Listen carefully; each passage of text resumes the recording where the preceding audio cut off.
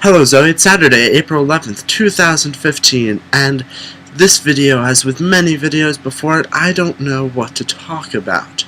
So, I thought of something, but that instead of just randomly speaking words to get a video out of the way, I would start a tradition for videos when I didn't know what to talk about, and that would be to read you a chapter of a book that I like, and I thought, well, why not a book series? That way I can, basically have it for a long time.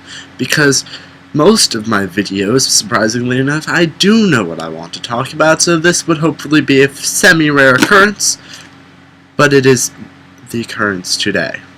I apologize in advance for not doing voices. I am not doing voices for two reasons. One, I'm bad at them and will probably forget and mess it up, and the videos will be inconsistent. It'll just be easier for me if I don't do voices. I'm sorry if that makes it less interesting for you, both Zoe and the viewer. Also, the other reason is that if I do voices, it's going to take way too long because I'll have to sort through the voices and stuff, and anyway, the video will become too long for just one single chapter of a book. So no voices, but still a story. So, the first book in this series is The Fire Within. Part 1. The Spark. Chapter 1. Welcome to Wayward Crescent. Well, here we are, Miss Pennycettle said, pausing by the door of the room she had for rent. She clasped her hands together and smiled. Officially, it's our dining room, but we always eat in the kitchen these days. The young man beside her nodded politely and patiently, adjusting his shoulder bag. Lovely, shall we take a look? It used to be our junk room, really, said a voice. Miss Pennycettle clucked like a hen.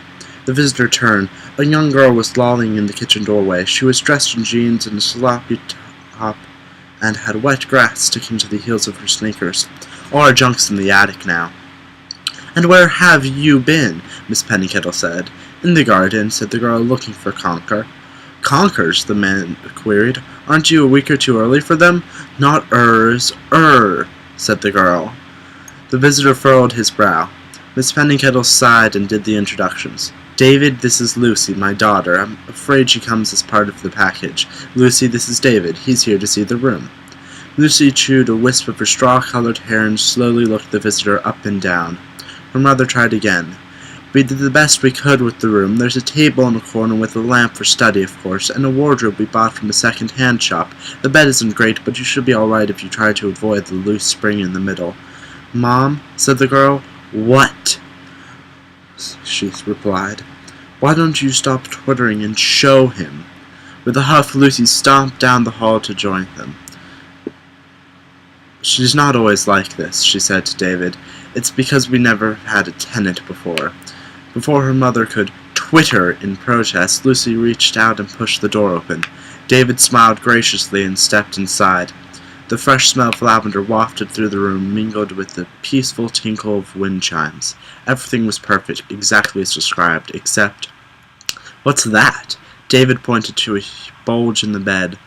Elizabeth Pennycettle groaned with embarrassment. She swept across the room and dived beneath the folds of the red-patterned blanket. That's Bonington, our cat, Lucy said, grinning. He likes getting under things, newspapers, blankets, all sorts of stuff. Mom says he's always getting under her feet. David smiled and put down his bag. Bonington, that's a really good name for a cat. Lucy nodded in agreement. Mom and I named him after a mountain climber. I don't remember why. He couldn't climb a beanbag. Well, he could, but we don't have one. He mistakes the sound of beans for cat litter. Lovely, said David, anxiously glancing at the blanket. With a rake of claws against fresh bed linen, Miss Pennycettle emerged clutching a brown tabby cat. Her curls of red hair, now in total disarray, resembled a rather bedraggled mop. She grimaced in apology, plopped Bonington down on the windowsill, and buttoned him ungracefully into the garden. David moved the conversation on. Are there buses to the college from here? Loads, said Lucy.